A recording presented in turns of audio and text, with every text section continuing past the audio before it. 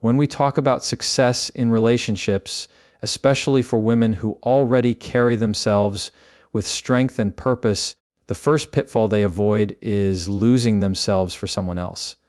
And that sounds simple at first, almost cliche, but when you peel back the layers, it's actually one of the most common and damaging habits people fall into without realizing it. Because at its core, losing yourself isn't about waking up one day and suddenly not knowing who you are.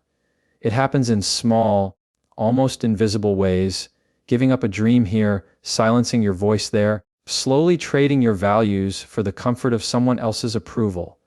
A successful woman recognizes the danger of that erosion. She knows that love should never cost her identity. She doesn't abandon her goals just to fit into someone else's timeline. She doesn't reshape her beliefs because she's afraid of rocking the boat. And most importantly, she doesn't dilute her personality to make herself easier to love. Because here's the truth, if love only works when you're smaller, quieter, or less than you are, then it's not love. It's control disguised as acceptance. Psychologically, this comes down to something called self-concept. Every one of us has a mental picture of who we are, our values, our talents, our dreams, our quirks, even our non-negotiables. And when we sacrifice pieces of that picture to hold on to someone, what we're really doing is teaching our own mind that we're not worthy of being loved as we are. That creates a cycle of dependence. You start measuring your worth not by your own standard, but by someone else's reaction. You become less anchored in yourself and more tied to the shifting tides of their mood, their validation, their approval. And here's where the psychological trap deepens. Because the more you lose yourself, the harder it becomes to leave, even if the relationship is unhealthy. You've invested so much of your identity into this other person that walking away feels like losing not just them, but the version of yourself you abandoned to be with them. That's why some people stay in relationships they know are wrong. It's not weakness, it's identity loss. They're not just leaving a person, they're leaving the version of themselves they built around that person. Now, successful women who are deeply rooted in who they are, they see this trap for what it is. They avoid it by holding onto their individuality like it's oxygen. They date from a place of fullness, not lack, which means when they love, it's additive, it enhances both lives, it doesn't erase one. They're not afraid to say, this is what I believe, this is what I want, this is who I am. And if that scares someone away, they're fine with it. Because they understand something profound: rejection of the authentic self is a gift. It clears the space for the right connection to arrive. Think about it philosophically. Every human relationship is a meeting of two worlds. You are a universe, your experiences, your stories, your potential, and the other person is a universe too. A healthy relationship is not one world swallowing the other, but two worlds orbiting in balance, creating something larger, richer, more complex. But when you lose yourself, you collapse your entire universe into theirs, and suddenly you're no longer a partner, you're an accessory. And no successful woman wants to be an accessory in her own life. This doesn't mean they're rigid or unwilling to compromise. Flexibility is part of any relationship, but there's a difference between compromise and self-erasure. Compromise is about finding common ground without abandoning who you are. Self-erasure is about abandoning yourself entirely to maintain connection. The first builds intimacy. The second builds resentment. One of the most subtle ways women lose themselves in dating is by shrinking their ambitions.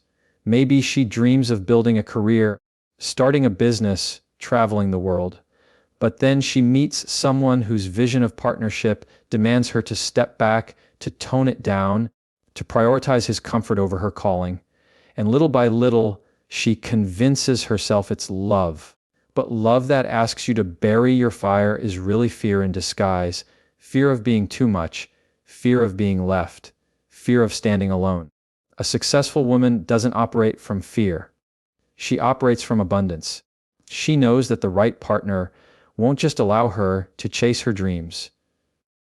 They'll celebrate it, they'll fuel it. And if someone feels threatened by her light, she doesn't dim it. She simply recognizes they were never equipped to walk beside her. That's not arrogance. That's clarity. That's strength. There's also a deeper emotional layer here. When you lose yourself in dating, you're not just betraying your identity, you're betraying the younger version of you who dreamed bigger. Think about that. Every child has a vision of themselves, uninhibited, fearless, unapologetic. When you silence your voice for a relationship, you're silencing her too. You're telling that younger you that her dreams don't matter as much as someone else's comfort. But a successful woman refuses to betray that inner voice. She honors it, she protects it, she carries it into adulthood with integrity. And let me be clear, holding on to yourself isn't always easy. It takes courage to walk away when you feel the pull to stay. It takes strength to speak up when silence seems safer. It takes self-respect to say, I matter, too. But the reward is immeasurable. Because when you stand firm in who you are, you don't just attract love, you attract the kind of love that aligns with your essence. In the end, this key point is about understanding that love is not supposed to cost you your identity. The right relationship doesn't require you to abandon yourself, it requires you to bring yourself fully to the table. Anything less is just an illusion of connection, not the real thing. So, if you take nothing else from this point, remember this: never lose yourself for someone else. The greatest act of love you can give to another person is showing up as your whole, authentic self. And the greatest act of love you can give to yourself is refusing to settle for anything less. Because when you protect who you are, you protect the very thing that makes you worthy of the love you're searching for. One of the most defining habits that separate successful women from those who constantly find themselves in draining, unbalanced relationships is this: they don't settle for red flags. And I'm not talking about the obvious ones we all can see in hindsight: cheating, lying, blatant disrespect. I'm talking about the subtle, early signs that so many people choose to overlook because they're caught up in hope, attraction, or the fear of being alone. The red flags that whisper instead of shout, the ones that test your boundaries in small doses before they ever show themselves in full. Here's the thing: people rarely reveal who they are all at once. Character leaks out over time through small actions, words, and choices. A successful woman pays attention to those leaks. She doesn't excuse them away, she doesn't romanticize them into something harmless, and she doesn't convince herself that she'll be the exception who changes someone. She believes what she sees the first time, because she knows that ignoring early warning signs is the fastest way to end up trapped in something toxic. Why do so many people ignore red flags? Psychology has a word for it: cognitive dissonance. It's the mental discomfort we feel when our hopes and reality don't align. Maybe you meet someone who seems perfect on paper, charming, ambitious, attractive, and then you notice they cancel plans last minute, or they dismiss your feelings, or they speak badly about others behind their back. Deep down, you know it's a problem. But acknowledging it means facing the possibility that this person isn't who you thought they were. And because we don't want to lose the fantasy, we twist the facts.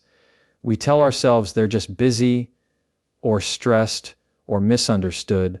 That's how red flags get normalized. A successful woman doesn't fall for that trap. She recognizes that hope is not a strategy. If the behavior she's seeing in the beginning makes her uneasy, it's a preview of what's to come, not an exception. She doesn't confuse potential with reality. And that's key. Potential can blind you. Someone might have the potential to be kind, consistent, supportive. But if they're not showing those qualities now, then right now they're not that person. Love cannot be built on a maybe. Think of it like this: when you buy a house, you don't ignore cracks in the foundation just because the paint is nice. You don't say, well, I love the color of the living room, so maybe the flooding in the basement won't matter. No, you know that if the foundation is cracked, the whole structure is at risk, no matter how pretty the surface looks. Relationships work the same way. Red flags are cracks in the foundation. Ignore them, and no amount of surface level charm can hold up the weight of long-term commitment. Now, some people say, but everyone has flaws. Doesn't refusing to settle make you too picky? That's where wisdom comes in. Successful women aren't searching for perfection. They're looking for patterns. There's a difference between human imperfection and destructive behavior. Forgetting to text back one time isn't a red flag. Consistently dismissing your needs is. Getting irritated after a long day isn't a red flag. Constantly belittling you is. Everyone slips up, but red flags reveal themselves in repeated choices, not isolated mistakes. The deeper reason successful women avoid settling for red flags comes down to self-worth. When you believe you deserve a relationship grounded in respect, honesty, and consistency, you stop tolerating anything less. It's not about arrogance, it's about alignment. You know that accepting red flags isn't just about accepting the other person's flaws, it's about lowering your own standard of what you will allow into your life. And the moment you lower that standard, you train yourself to settle. Here's something important to consider. Tolerating red flags doesn't just hurt you in the present. It teaches your future self what to expect. Every compromise you make with your boundaries becomes a silent agreement with yourself that this is what love looks like. Over time, that agreement rewires your expectations. Suddenly, dysfunction feels normal and health feels foreign. That's how people end up repeating the same patterns with different partners. It's not bad luck. It's conditioning. A successful woman breaks that cycle. She refuses to condition herself to accept less than respect. She listens to her intuition, even when it's inconvenient, because your gut, your instinct, it notices things your conscious mind tries to ignore. The shift in tone when someone talks to a waiter, the way they minimize your achievements, the defensiveness when you ask a direct question. These are not random quirks. They're signals, and ignoring them is like ignoring smoke when there's a fire. Philosophically, you could say this is about integrity, not just the other person's integrity, but your own. Integrity means wholeness. If you say you want love that is healthy, honest, and supportive, but you settle for the opposite, you create a split inside yourself. You're no longer whole. You're divided between what you believe and what you accept. That inner split erodes confidence. But when you hold the line on red flags, you remain whole. Your standards and your actions align, and that alignment strengthens your sense of self. And here's something many don't realize. Refusing to settle for red flags doesn't just filter out the wrong partners. It also attracts the right ones. Boundaries act like a lighthouse. They signal to healthy people that you respect yourself, and they warn off those who would exploit you. People who thrive on manipulation, inconsistency, or control don't stick around where their games won't work. That's the gift of boundaries. You don't just protect yourself, you also invite in better. Of course, this takes courage. Walking away when you see red flags isn't easy. It means sitting with loneliness instead of filling it with toxicity. It means choosing long-term peace over short-term comfort. And that's why not everyone does it. But successful women have trained themselves to think bigger. They're not just dating for tonight. They're dating with the understanding that every decision today builds the future they'll live tomorrow. So when they see a red flag, they don't rationalize it. They don't wait for it to magically disappear. They act. They protect their future by refusing to compromise their present. Because at the end of the day, the red flags you ignore in the beginning are the reasons you'll cry later. And a successful woman would rather face the temporary sting of walking away now than the long-term H of staying in the wrong story. That's the wisdom of this habit. It's not coldness. It's not being harsh or unfeeling. It's self-respect applied in real time. It's the recognition that true love never requires you to tolerate harm disguised as normal. So let me leave you with this thought. Red flags are not challenges to overcome. They are warnings to heed.